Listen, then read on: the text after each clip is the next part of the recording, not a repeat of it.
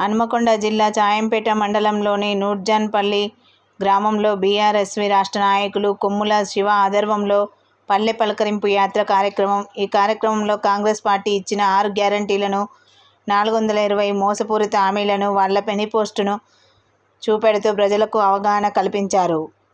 Congress party మోసపూరిత హామీలను మోసపోయామని ప్రజలు ఆందోళన చెందుతున్నారని అన్నారు.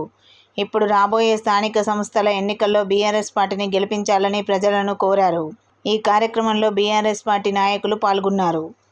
ఈరోజు చాయంపేట మండల కేంద్రంలోని నూర్జాన్పల్లి గ్రామంలో పల్లె పలకరింపు యాత్రలో భాగంగా పాల్గొని ప్రజలను కలవడం జరిగింది. అదేవిధంగా కాంగ్రెస్ ప్రభుత్వం సంవత్సరంన్నర కాలం అవుతుంది, ఏ ఒక్క హామీ కూడా అమలు చేయకుండా ప్రజలను మభ్యపెడుతూ కాలయాపన చేస్తుంది. ఏ ఒక్క పథకాన్ని కూడా అమలు చేయలేదు.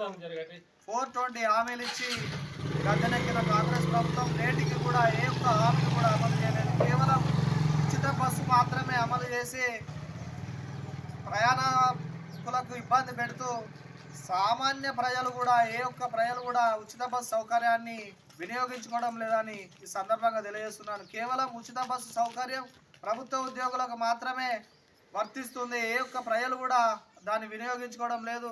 అదేవిధంగా రైతు భరోసా పేరు మీద 15,000 ఇస్తామని చెప్పి, ఎకరానికి 15,000 ఇస్తామని చెప్పి ఇప్పటి వరకు కూడా ఏ ఒక్క రూపాయి కూడా రైతుల ఖాతాలలో వేయలేకపోయారు.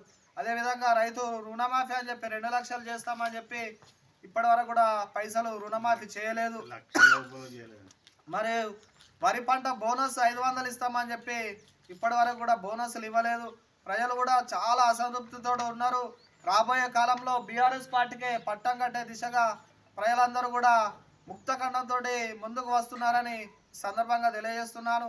రాబోయే స్థానిక సంస్థల ఎన్నికల్లో బీఆర్ఎస్ పార్టీని ప్రజలు ఆదరించి గెలిపించుకొని ఈ కాంగ్రెస్ ప్రభుత్వాన్ని ప్రశ్నించే విధంగా మనం ఉండాలని గుర్తు చేస్తూ ఈ సమావేశాన్ని ఉద్దేశించి